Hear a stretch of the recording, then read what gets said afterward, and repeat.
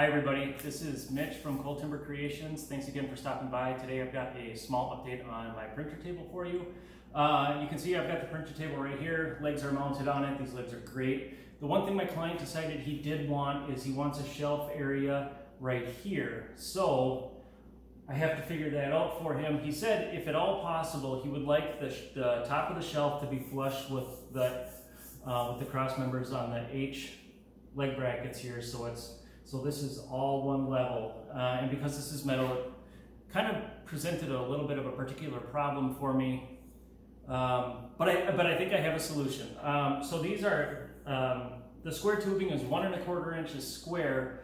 So what I think I'm going to do is I'm going to cut walnut. He wants it walnut to match up here. I'm going to cut walnut to the length in between the legs, and I'll measure up here. Pay attention, this is kind of important. I'm going to measure up here, not down here when I take that measurement, and I'll show you why.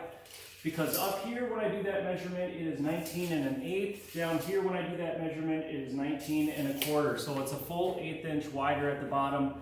So the shelving down here is going to add a little bit of stability to the table and make sure that it stays perfectly perpendicular. So what I'm going to do is I'm going to cut probably 3/4 inch square walnut strips to go in here, and I'm going to mount those with the same mounting hardware that I used for the underside of the table, and that's these threaded inserts from Easy Lock. I'll just drill 2 holes here and here, and then here and here. Same on the other side. Put a threaded insert into each end of the wood cross beam that's going to go right here, and then I'll attach it that way, and then my planks will sit on top of that. Now, how I intend on getting the planks to sit level with this is I'm going to run a dado in each plank, so it'll sit on top of my 3/4 inch wood cross beam here. So if it's 3/4 inch down, this is 1 1/4. That's a 1/2 inch. That means that if I just leave a 1/2 inch on top of my wood planks, that should keep it flush with the top of this. So with that being said, I'm going to get started, get to work on this, and I will update you on my progress. Thanks much. We'll see you soon. Hey everybody, we're back. I got the walnut supports for the lower shelf on the printer table installed. Like I said, it's just some threaded inserts and some machine screws in there, and then I got a coat of Danish oil on them. They don't need, like the top of the table is going to get Rubio monocoat, but this isn't going to see any wear and tear, so a simpler finish is fine down here. I am going to get to work cutting the slats that are going to sit on top of these supports. There's going to be 5 of them, about 3 3/4 inches wide each. That's going to leave about 1/8 inch in between each one of the slats. That should give it a very nice aesthetic. Hey everybody, just wanted to give you a quick update on how the bottom shelf on the table's coming. Let's take a look here and see. I got all the slats cut, and you can see that I have a nifty little trick there for my spacing. Is I just use the same amount of playing cards in each space until it's tight, and that's how I figure out how I keep my spacing even. All right, well, I'm gonna get these glued in. I'll tack them with some pin nails. That'll dry, and then I'll sand the top so it's level. We'll see you soon. Bye. Okay, we're back. You can see that I have the lower shelf on this printer table done. It turned out really well. I'm very happy with the results. It really adds a lot of balance to the piece. The legs were pretty thick, the top was a little thin, so it just didn't look right. It didn't fit my eye well, but this really helped out a lot. Isaac, do you want to come in here and we'll take a close look at what I've got going on here? You can see that I've got 5 planks going on right here, and there's 2 supports underneath. And each one of these planks has a dado slot in it that sits on there, and I just glued them. I think in the last video I said I might glue and then pin nail them, but I just glued and clamped them. Yeah, go ahead and zoom back out now.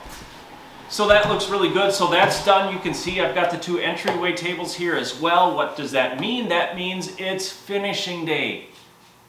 Finally, finishing day. I know I just finished up that other video, but it's been a couple of days since the last footage that I just cut from. Summertime with kids, you know, in Minnesota, what are you gonna do? But I'm here now, it's finishing day. Finishing does present its own unique set of problems that I'm gonna have to work out, especially when it comes to these two entryway tables. Not really with the printer stand, and what I'm talking about is I'm talking about gloss, polishing, and the level of sheen on the epoxy. I'm not super concerned about it for the printer stand because we want that epoxy to stay a little bit matte and it'll get a little bit of gloss when the oil comes. However, on these tables, I have a bit of a translucent epoxy going on right now. What that means is that I want to polish the epoxy as much as I can to help with its clarity so you can kind of see through it to get the effect that I'm looking for. However, I will be finishing all of this with Rubio. If you don't know, Rubio Monocoat is a two-part finishing solution. It's got an oil and wax component, and then it's got an accelerator component to help it cure in a quicker time. And if you read the manufacturer's instructions, they tell you to finish it. They tell you to finish your project down to no more than, I think it's like 180 grit or something like that. I'm not exactly sure. Whatever it is, it's significantly less than I want to polish the epoxy to. So how can I do that, right? That's the problem I'm stuck with. How am I going to keep the wood at 150 or 180 grit so the oil can really adhere to it at the same time as polishing my epoxy to get the translucence that I want with it? Well, I really can't use any buffer. I can't use anything mechanical, right? Because then I'm going to overlap. And I can't have that. So I'm left with these pads, micro mesh pads. And what these are, 9 pads, actually I have new ones here. These are from a guitar build that I did a while ago, and I'll probably use them on the next guitar build that I do. Micro mesh pads. There's 9 pads in here, varying grit. They start at 1500 and go all the way up to 12,000 grit. They're small, they're 2 by 3 inches, they're squishy, you know, they're soft on your hand. And what you do is you just do a step up in grit. See, I can control where I'm doing this, right? So really I'm just polishing the epoxy with these little pads. They come in very handy, they're very comfortable to use. I would highly recommend getting them if you're doing something like this where you're looking for a little bit more of a by hand solution where using any sort of machinery is just not going to do it because you have to have a little more attention to detail than you can with any orbital sanders or any buffing machines. So that's what I'm going to do. I'm going to spend some time with my micro mesh pads getting the epoxy here and maybe just a little bit up here, I'm not sure yet, up to 12,000 grit so it looks good. And then when that's done, I'm going to come back again and I'm going to record a video of me putting Rubio here, down on these slats and up on this tabletop. Everybody likes the oiling videos. It's going to turn out super good. So make sure that you stick around for that part of the video. We'll see you back here in just about a minute.